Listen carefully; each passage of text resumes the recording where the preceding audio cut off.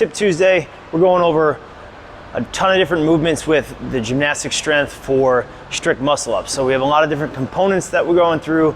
We have level 1 and level 2 written last week.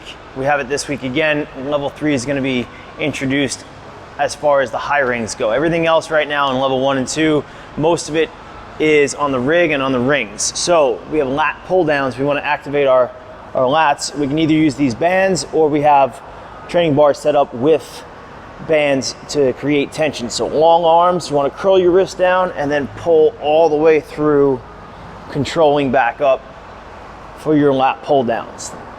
Second movement with this is strict chin ups, chest to bar chin ups. Get as far as you can. You can use a band for assistance if needed, but unassisted if possible. So supinated grip all the way, chest to bar. And if you can have a little pause there, that's going to benefit you as we go into the rings and try to pull even lower on there. And then strict pause dips. Now, many people may have an issue with having the pause in the top and the bottom, but do what you can to create more time under tension for this.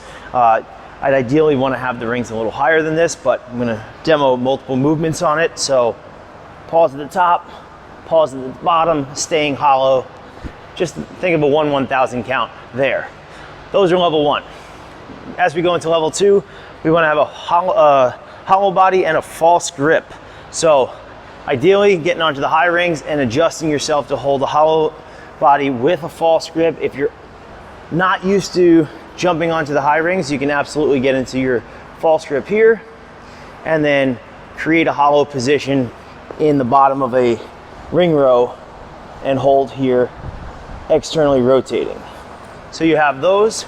Then we have the false grip ring to rib cage. Now this can absolutely be done on the low rings to start and then progress to the high rings if you're not quite there with the strength and the coordination up top. So we can go false grip and ring row to the rib cage, and you can adjust as needed with this. Just make sure you have that control and you're pulling all the way through. So you want to rotate those rings so that it's easier for that turnover once the time comes.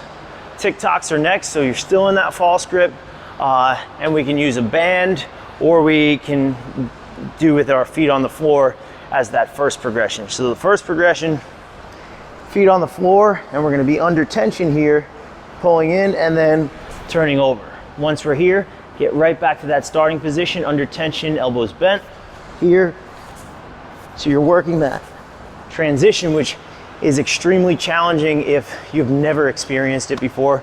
So keeping that tension, that's the first step. If you can do that, feet on the floor, then we set up a band and you sit in a band so that the band will assist you up and you're still using your upper body considerably to get there. Level 3 will be onto the high rings.